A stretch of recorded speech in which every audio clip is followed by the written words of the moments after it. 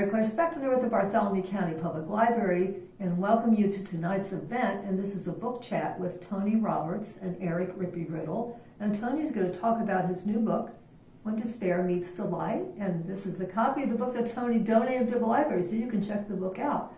Also, Tony's having a book signing tomorrow at Viewpoint Books from 11:30 to 1, so you can go down and visit with Tony and purchase a copy of the book. So we hope you enjoy this conversation. All right, Tony Roberts. Eric Riddle. Good to be with you here this morning. We actually reside about, 5 blocks from each other? So, Yep, 5. At most. We could easily walk to each other's houses, but we're being safe. There's a pandemic happening, so we decided to do it this way.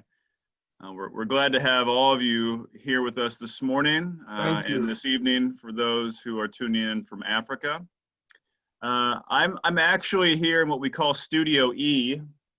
What we got back here, we are podcasters. So Tony and I actually had a dialogue for our podcast that we recorded last week. That'll be released probably in a couple weeks. So there may be some stuff on that release that we won't be able to cover within this time. So anyway, that's called Revealing Voices. You can listen to that on your PC at revealingvoices.com or on our podcast feed. You can get on most Apple apps and others. So just wanted to put that out there. You can hear Tony's voice for hours of what he's already recorded over the last 2.5 years. And Eric's voice. Yeah. Right. So Tony's got a new book out. To have further proof, look at that. I'm legit. That is the front page of today's newspaper. So pretty awesome. The book.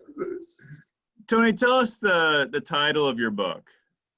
It is When Despair Meets Delight, Stories to Cultivate Hope for those with battling mental illness. And it is, as I say, it's a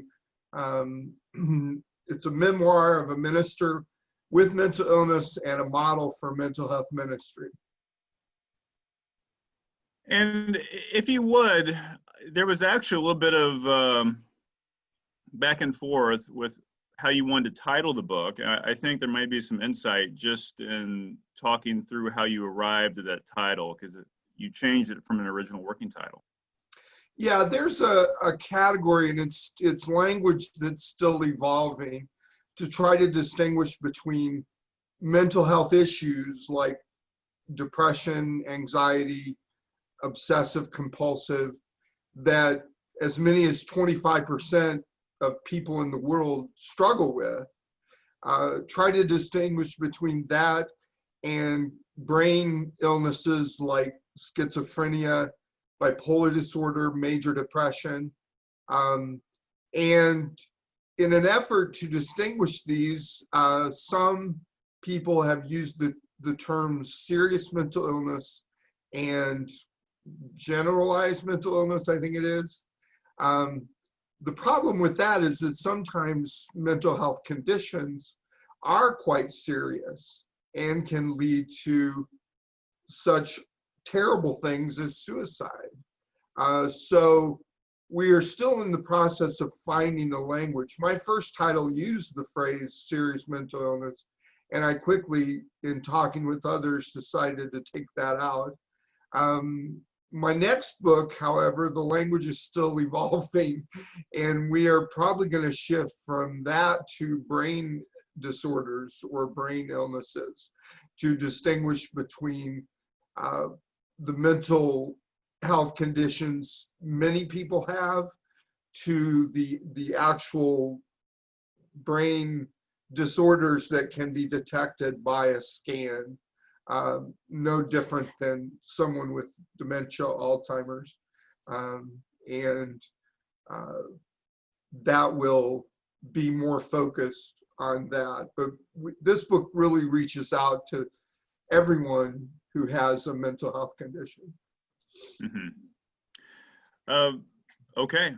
Tony and I met actually right after a similar article appeared in our paper. That was about 6 years ago, Tony? Yeah, 6 years ago? 2014. Yeah, 2014. That was your first book. I read that, loved it. That was more vignettes, 2 to 3 page stories or kind of glimpses of different periods of your life that you'd organized in a different way, more as a devotional with a lot of connection to the Psalms and how the Psalms connected with your life. This book is different. You've gone in a more chronological process with your life and how mental health and ministry have been woven in through your life experience. And for those of you who don't know, Tony was a Presbyterian pastor for 20 years? 18 and a half in terms of 18? being in the pastorate. Yeah, 18 and a half years. So you talk a lot about that in the book. I think people's ministry evolves throughout their life. So I guess my first question would be, when did you see your ministry start to move towards a mental health ministry? Well, very early. I started in ministry in 1990, and was having mental illness symptoms from extreme depression to, all-night mania. And fortunately, I had learned early on and in college to kind of optimize that and get ahead. I would get ahead as far as like 6 sermons, and then I would fall back and not be able to get out of bed except to deliver the sermons. It came to a head in 1995 when I was 30 years old, and I had gone on to a medication for depression, and with my diagnosis, it didn't temper the mania. So I was sent into a manic psychosis. And from that, I spent time in the hospital. And really, I think through the leading of the Holy Spirit and the guidance of a lot of people, I chose to be transparent and tell people, even though I was still a minister, a full-time minister, I told people about my mental illness. And from the hospital, we orchestrated a way to get word out. And have a tremendous show of support. I know it's rare and really a divine miracle that happened. But at that point on, and really since that time, every day of my life, I think about what it means to be a minister with mental illness. I lasted in my pastoral work, went from that point forward all the way up until 2008. And then due to complications related to my illness and other factors, I retired early.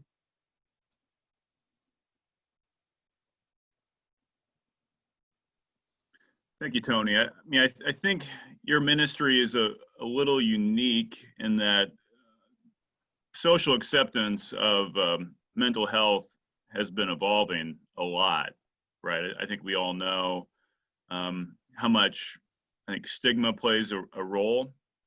And for you to be able to step out in 1995 at that period of time and really feel that level of acceptance and encouragement from your congregation is really unique. And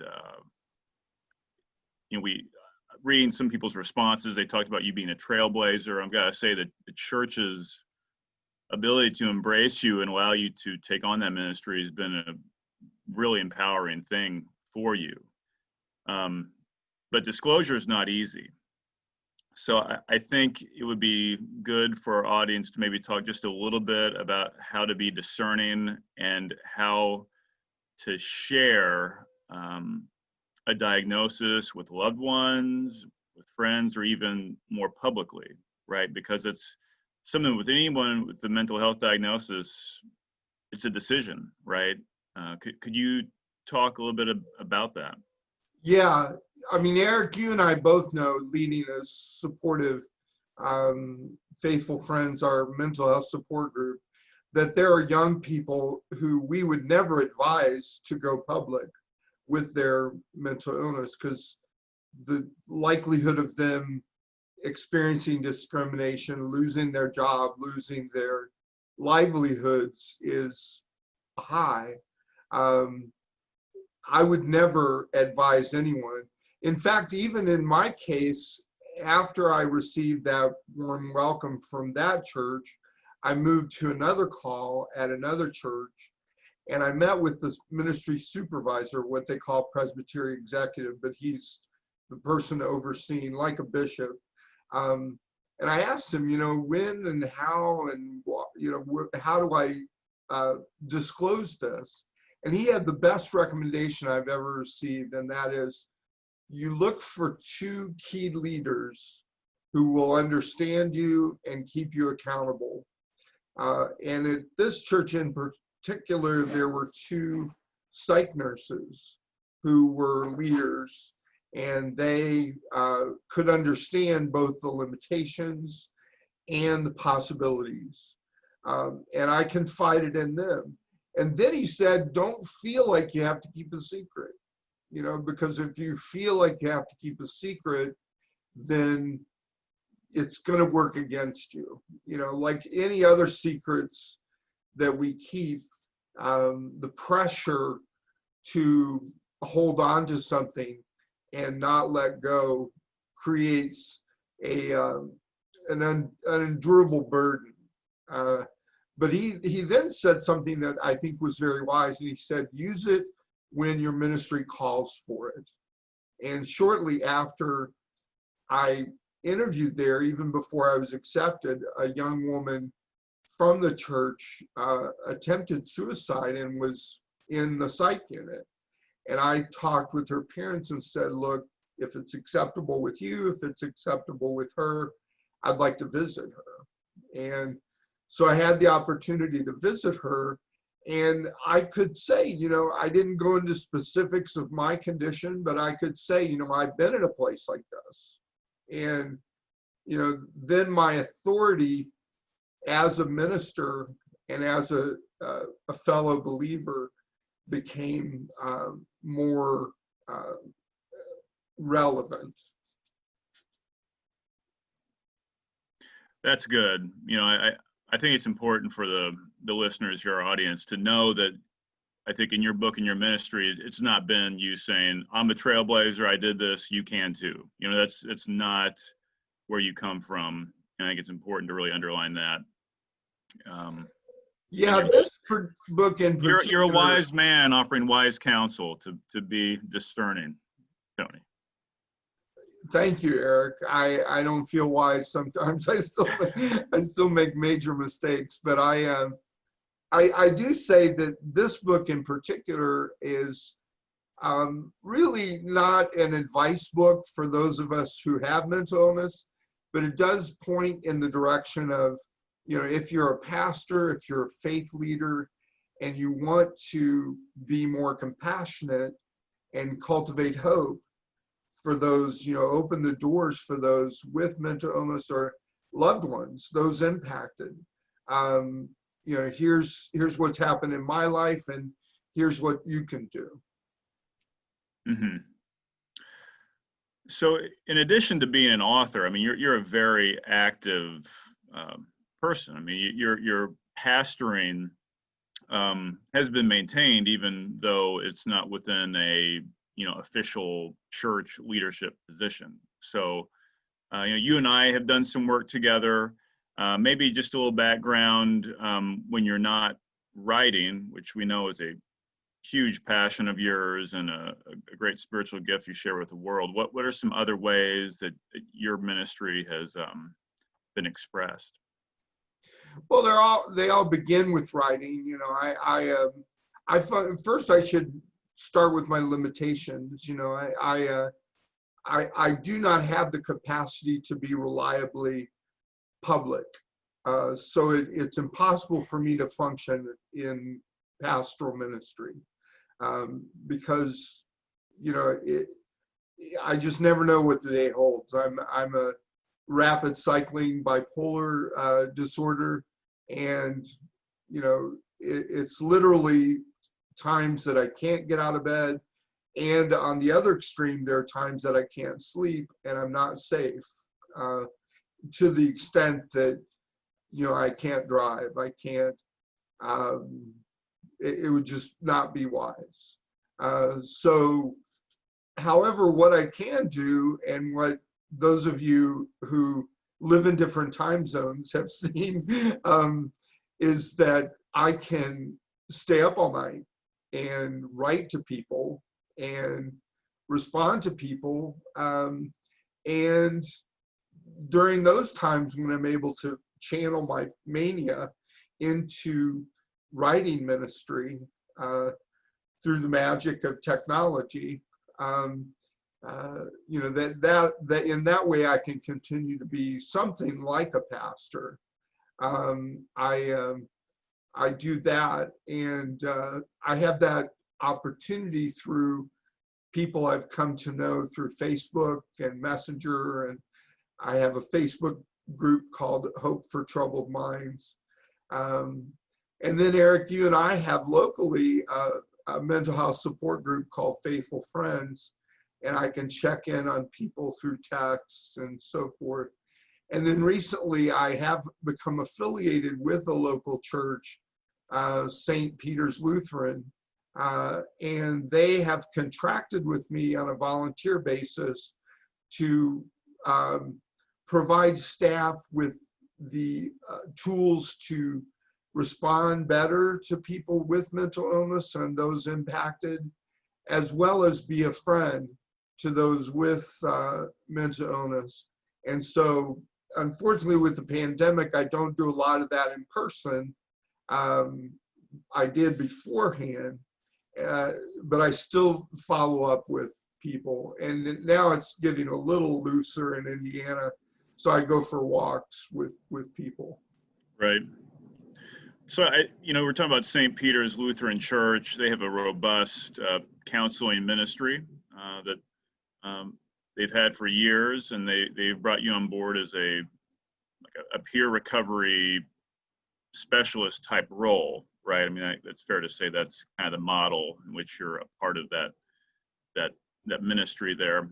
And the way this relates back to your book is you really highlight the different people's support for you and other people in a way, their own ministry supporting mental health, yours or others, right? With the St. Peter's kind of being an example. Are there other kind of signposts along the way of people that helped you that you could share that you did highlight in your book? Absolutely. Well, I see some faces here that have been pivotal in my own journey through this process. Grace Church in Rochester has played a role.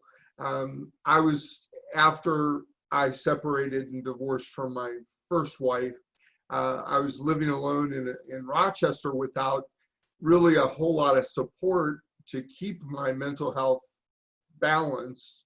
And the one place I could rely on is people from Grace Church, and whether it be Kurt here with us or Carl or Mark, the pastor, and you know, they really did their best to look after me. My family, Dan or April, whoever that is, I just see a name,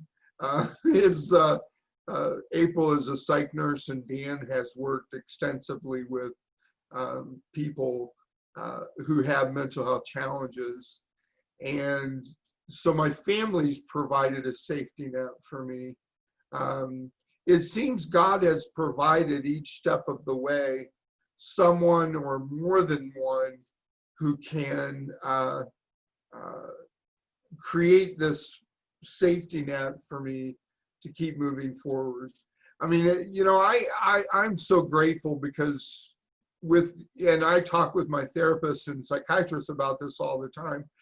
The gravity of my diagnosis is such that many, if not most people, would wind up homeless or in prison. And I've been close to homeless once, but because of the support network I have, I've been blessed. And now with my wife, it's even better.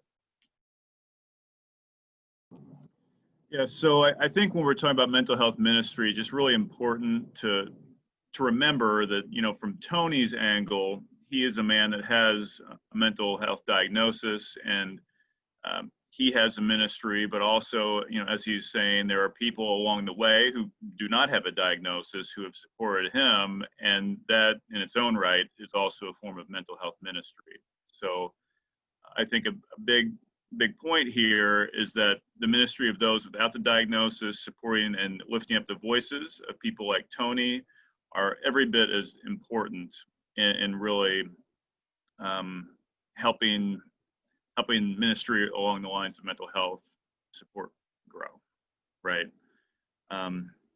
Tony, transitioning a little bit on your book, I read it back in December. The world was a little bit different then, as we know, and you actually did a bit of a rewrite after the pandemic started because you wanted to make this as timely as possible, which I think was a brilliant move to be able to share that, because this is something, the pandemic that's going to have impacts on people's mental health for a long time, right? So could you share a little bit more about the rewrite there? And, I think we know why you decided to include that, but what that's meant to you and how we can better support each other amidst this tough time globally. Well, in the pandemic, I think everyone went through a measure of, mental health challenge, some extremely so. Those of us with mental illness, in some way, it's interesting because some of my friends with mental illness were saying, I don't feel as bad because the whole world has caught up with me.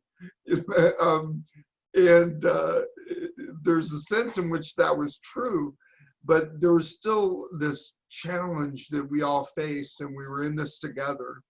My own ministry took a different form because obviously I wasn't out meeting with people, going to the church and having interaction with the staff. I was pretty well quarantined here.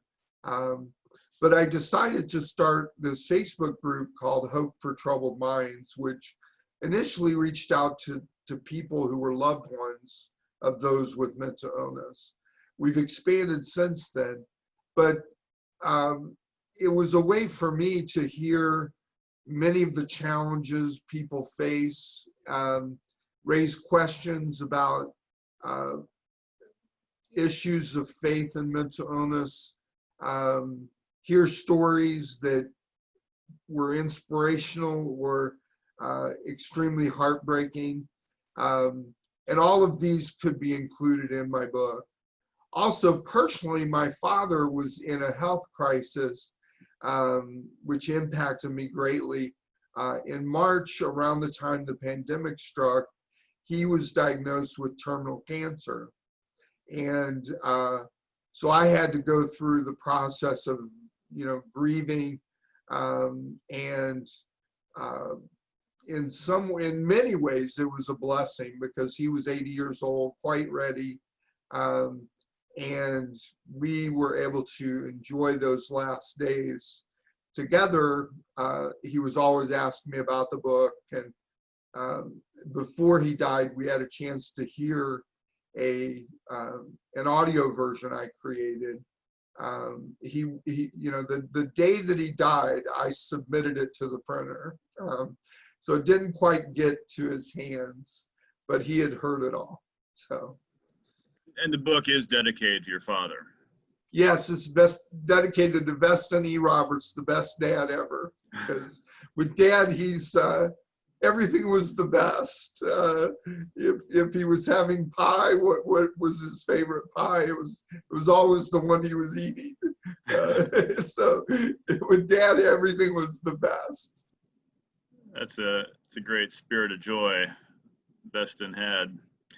So with your book in the big picture, what are some of the things you really hope that the book accomplishes among its readers?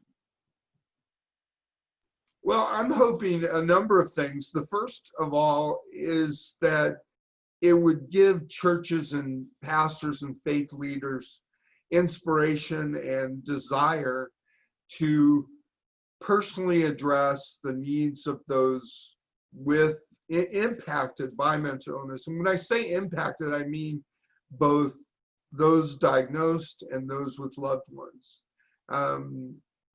I call it, there's a dangerous divide between those impacted by mental illness and the faith community. They don't know quite what to do with each other. There's a lot of distrust, some of it on the psychiatric side based on Freud's anti-religion.